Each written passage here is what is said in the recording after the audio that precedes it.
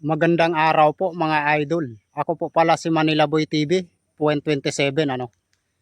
Ako po isang magsasaka lang mga idol. At ang akin pong trabaho sa pag-uuma, itong pagtatanim po ng tubo. No? Nagtatanim po ako ng tubo, 5 taon pa lang po ang nakalipas. Dahil gusto ko po na masubukan ang pagtatanim ng tubo. Kaya ayan, sa wakas, dito na po sa likod natin ang ating tubo. Ayan po. Actually, hindi pa napadamuhan mga idol. Pero at least nakikita po natin yung kagandahan ng tubo. Mataba naman po. Malusog yung puno. Kaya naman po ay masaya po ako na nagro-ronda dito sa aking tanim. Habang nagbablog po. No? Kaya shoutout po pala sa mga subscribers ko dito sa YouTube. Maraming salamat po mga idol. Isang simpleng tao lang po ako, kaya wag po kayong matakot na sumuporta sa akin. Nagsimula po ako sa walang-wala po mga idol.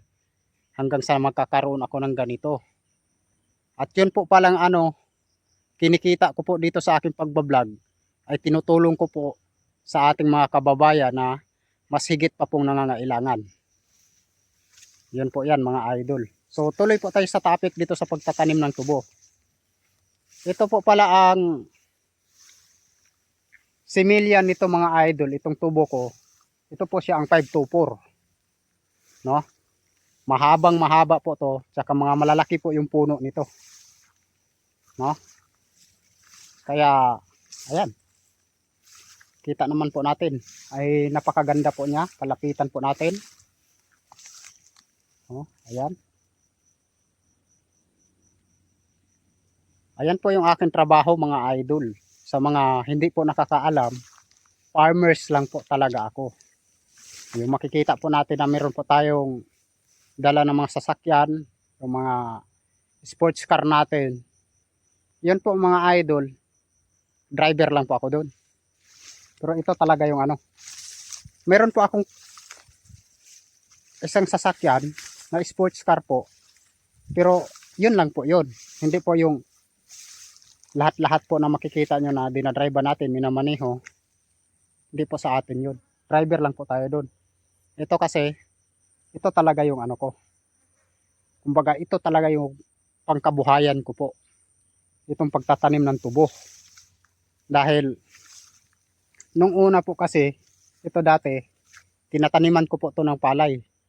Pero, sa kalaunan po, bumagal po yung palay. Napakamura po ng kilo ang bili dito sa amin ng mga negosyante, kaya lumipat po ako sa tubo. Tinaniman ko po ng tubo nang sa gayon po ay hindi naman mabakante itong aking lupa. Ito po palang lupa na to mga idol ay mahigit po to nasa 3.5 hectares po. Ito pong pagkakabili ko nito, naghahalaga pa po to ng 10.6 no? 10.6 M yung pagkakabili ko nito. Kasi nga po patag na patag po siya. Tapos dati po ay marami pa po tong punong kahoy. Kaya yung first na tanim ko dito ay palay po.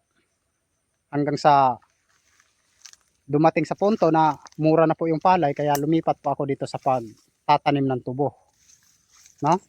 Ulitin ko po, ako po si Manila Boy TV, Point 27. Ang inyong kaibigan po na isang magsasaka lang. Huwag po kayong matakot sumuporta sa akin mga idol. Dahil hindi po ako mayaman. Magsasaka lang po ako. Kaya hanggang dito lang po at God bless po sa inyong lahat. Mabuhay po.